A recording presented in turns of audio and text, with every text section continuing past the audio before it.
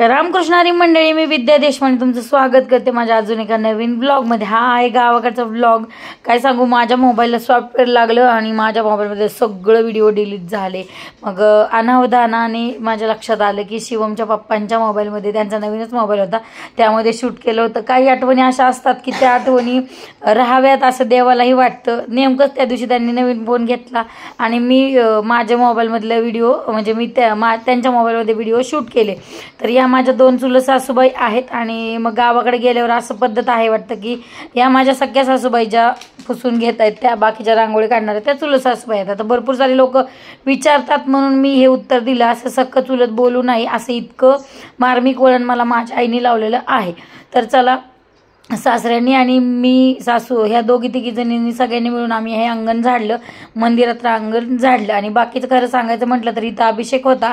आता ही गावात प्रथा पाडलेली आहे अशी की सगळ्यांनी मिळून ती पूजा करायची आणि रांगोळ्या काढायच्या, झाडून घ्यायचं, मंदिर झाडायचं, मंदिरातल्या देवांना हार वगैरे घालायने आपल्या यथाशक्तीने रुद्राभिषेक झाल्यानंतर ब्राह्मणाला दक्षिणा देऊन जे म्हणजे नाश्ता म्हणा, जेवण म्हणा, प्रसाद म्हणा, जे आपल्या सोयीच्छेने, आपल्या हिमतीने, आपल्या यथाशक्तीने करायचा।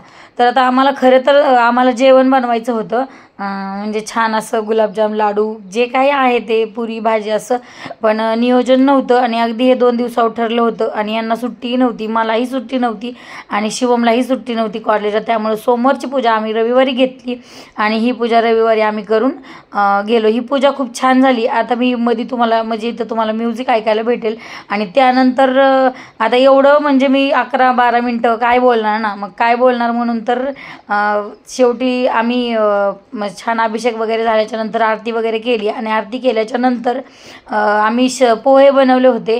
आता मला इतकं संक्षिप्त नाही सांगण्यात येणार, पण 21 किलो पोहे घेतले होते आणि त्यातले किती केले मला माहीत नाही, तेवढे पोहे सगळ्यांना केले, म्हणजे आचार्याने ते पोहे बनवले। पण नंतर 6 महिन्यांनी मात्र नंतर सगळं नियोजनबद्ध छान असं जेवण बनवणार हा शब्द आहे आपला। आणि आपण मला दिलेले शब्द लोकांनी खूप मोडले, पण मी कधी दिलेला शब्द मोडत नाही। आपलं तत्व आहे ते, आपल्या तेवढ्या संस्कारात आहे ते, आणि मला संस्कारापेक्षा मला माझा दिलेला शब्द माझ्यासाठी फार महत्त्वाचा आहे। खरं सांगू, माझ्या सासरमधली, माहेरमधली जेवढी लोक मला ओळखतात ना, तेवढी सासरची लोक मला तेवढ्याच ओळखीने म्हणजे आवडीने मला बोलतात। आणि मला असं वाटतं की आधीचं मला माहीत नाही, माझ्या लग्नानंतरचं किंवा लग्नाच्या आधी ह्यांचं काय ओळख, कारण माझा नवरा बऱ्यापैकी खूप आबोल आहे, जास्त बोलणं नाही त्यांचं कोणाशी।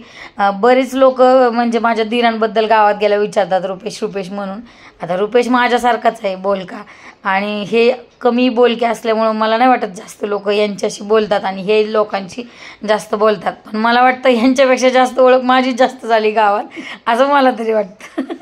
चला, तर आता मी इथून म्युझिक लावते, तुम्ही व्हिडिओ शेवटपर्यंत बघा आणि व्हिडिओ आवडला असला तर लाईक करा, शेअर करा आणि सबस्क्राईब करायला मात्र विसरू नका। खरंच मला इतकं वाईट वाटलं होतं त्या दिवशी, घ्यायला म्हटलं माझा व्हिडिओ गेले, आता हे आठवणी माझ्या जातील। पण काल रात्री मला बराच वेळ झोपच आहे ना, मग मी सहज मोबाईल त्यांचा चेक केला तर त्यांच्या मोबाईलमध्ये हे सगळे व्हिडिओज होते। कदाचित देवाचीच ही इच्छा असेल की माझ्या आठवणीच्या मेमरीच्या पुस्तकामध्ये पानांवर हे यूट्यूबच्या पानांवर हे माझा व्हिडिओ असावा, म्हणून मी हा व्हिडिओ अपलोड करत आहे। चला तर राम मंडळी, जय संताजी, आणि शेवटपर्यंत व्हिडिओ बघा आणि तुम्ही व्हिडिओ शेवटपर्यंत बघा यासाठी माझ्याकडून तुम्हाला खूप खूप सारं धन्यवाद। थँक्यू। राम बाय।